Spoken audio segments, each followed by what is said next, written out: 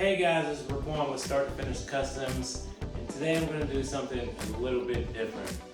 So, in my first video I told you guys that my full-time job is an owner of a moving company in my area. And sometimes in my business, my guys tend to end up in situations and things happen to people's furniture. So we did a move a while back. It was a commercial move, and the customer swears that these pressboard countertops are custom and worth a lot of money. And one of my guys had fell when he was holding this, and it broke the edge banding off. So I have to start off by removing the damaged edge banding. And I'm using one of my cheap older chisels. I'm using the smallest size. I paid $21 on Amazon for this set of chisels, so the quality is not very high, and that way I don't mess up any of my good chisels. This edge banding came off pretty easily. It tends to break once to snap in half if you bend it too far. It's pretty stiff after it's been there a while. So I ran into that problem. That stuff gets pretty sharp too.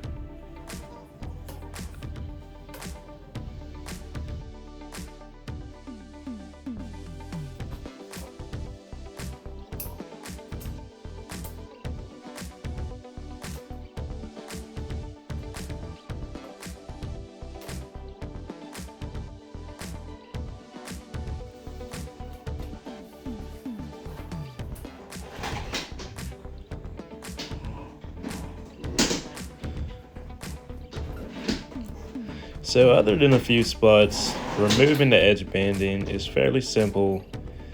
You just have to pay attention to make sure that you're not removing any of the other laminate or edges that you're not working on at that moment, or you don't plan on replacing during that project.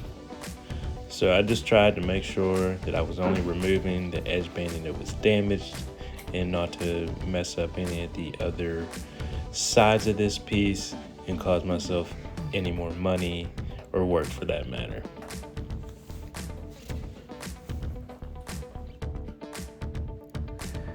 So I finally got all of the edge banding removed, and now I'm just taking my chisel back through, removing any excess glue or adhesive from the old edge banding, so I have a nice flat surface to put the new edge banding down.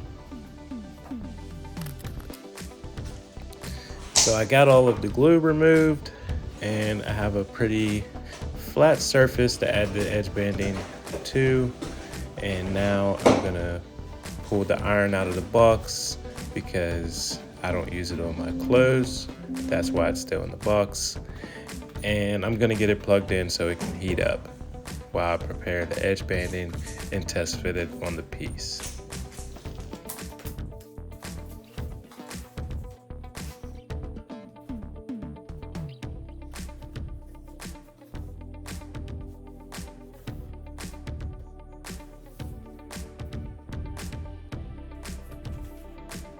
Okay, so I tested everything and it looks great.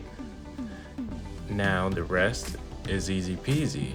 You place the edge banding where you want it, take your hot iron and run it across the edge banding, and what that's gonna do is activate the glue underneath the edge banding so that it will stick to the wood that you're placing it on. And I do this, and I probably went a little overboard. I could have just ran it through maybe just once or twice, but I really wanted to make sure that it was laying flat all the way across the piece on that edge there. Another thing you can do is just get it hot so that it's sticky, and then go back and take a screwdriver or something else to roll over the edge and flatten it out Doing what I'm doing here can be risky if you're not careful, and potentially burn the edge banding and cause damage to your new edge banding. So I do this all across the edge until the edge banding is laying the way that I want it.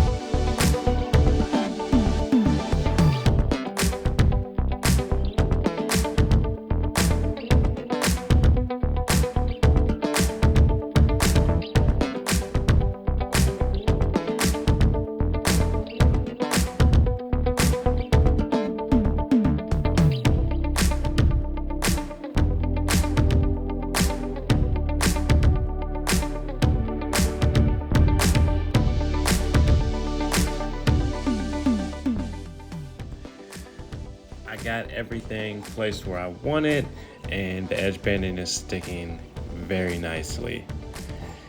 Now, sometimes when you're edge banding something, you'll have overhang because the edge banding is bigger than the edge that you are banding. And I picked up this cool little tool off of Amazon. I will drop the link down in the description below. But this tool is a lifesaver for edge banding. It is self-centering, and it has a razor on each side, so you can trim not just the overhang on one side, but if you have it on both, and it's gonna make life a lot easier. All you have to do is place it on the edge and run it across like I'm doing here.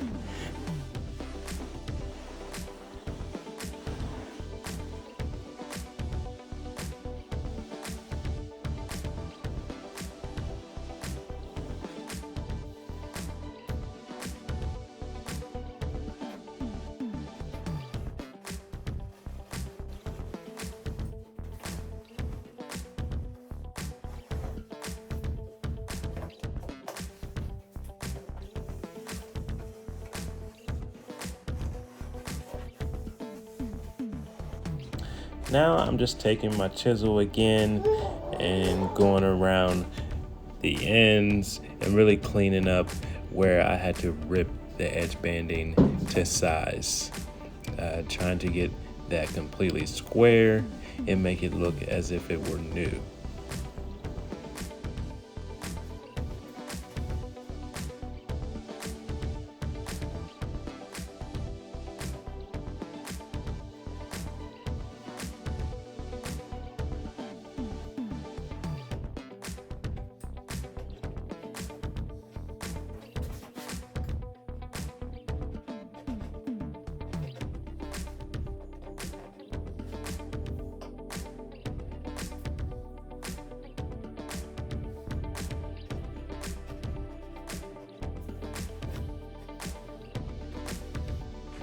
All done, and everything is good as new.